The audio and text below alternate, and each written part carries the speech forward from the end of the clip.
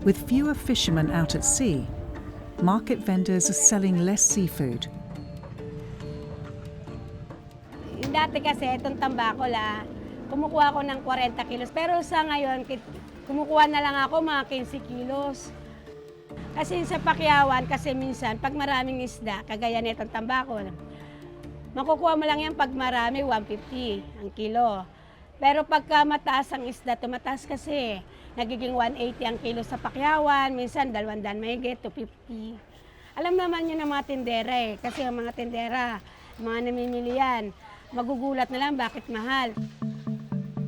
This April, inflation surged to a 3-year high of 7.2% before cooling slightly to 6.8% in May. When Russia attacked Ukraine, inflation doubled in about 3 to 4 months and then almost tripled in 11 to 12 months. Right now, after the US attack on Iran, inflation has tripled in just 2 months. So we're actually seeing the biggest inflationary shock to the Philippine economy in over 30 years. A 7.1% inflation shock is about 1,500 pesos more for the consumption basket for the median Filipino household that earns 22,000 pesos. Sa ngayon talaga, hindi na kita mo naman siguro, wala nang gasino. Pa-isa-isa na lang. Kasi dati isa-isa di ba? Ngayon, hinahati na lang nila. Kagaya ko nga rin ng bangus. Kung 4 sila, minsan 4 na hiwa lang. Ngayon, ginagawa nilang 8. Kasi daw, para mamayang gabi naman nila. Nagtitipid din ng mga buyer.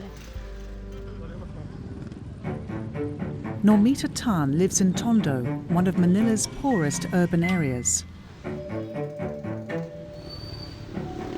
Konting negosyo, lumpiang Shanghai, toge, okoy, at meron din akong kanin na binabalot na paninda. Mag-uumpisa yung paninda namin, yan, 3 o'clock hanggang 5 na yan. She lives off a daily wage of 1,500 pesos and her husband's pension. Yung gas ko nga magkano lang sa litro, 153. Doon muna ako sa gas ko, 153 lang. Dito, 360. Kung mantika, magkano lang yung mantika dati niyan? 85. Ngayon, 100 na. Yun ang nakakagulat na, Diyos ko, paano ba to, kako? Yung gano'n na sistema, bibili mo na lang ng pagkain, ibibili mo pa ng mantika. Ititipid mo na nga.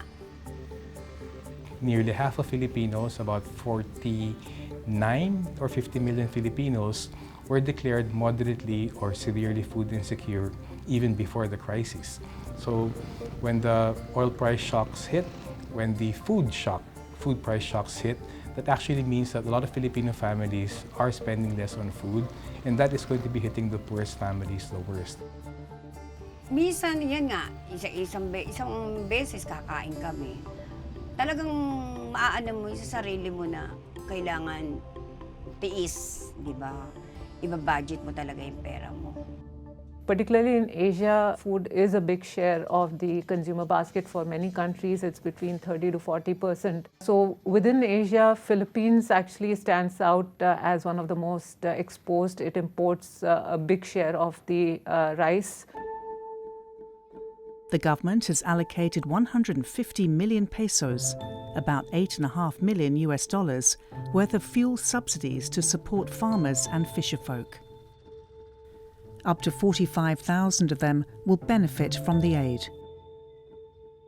The Philippines has about 10.3 to 10.4 million farmers and fisherfolk, so the few tens of thousands the government is helping is really a drop in the bucket. It did declare a national energy emergency, but in that same declaration, it said that their response would be within current appropriations in the budget. That's a problem. This is a budget drawn up in 2025 before the crisis, so presumably, any appreciation of the new and additional problem would mean mobilizing new and additional resources. But have an emergency declaration saying that we will respond given the current budget at hand, that actually compromises any sort of response.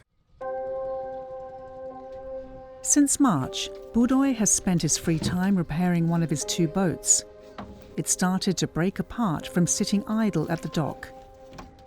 Ano to, yun, tapi, yung mga plywood na to, yun ang parka dito sa nabutas kasi to.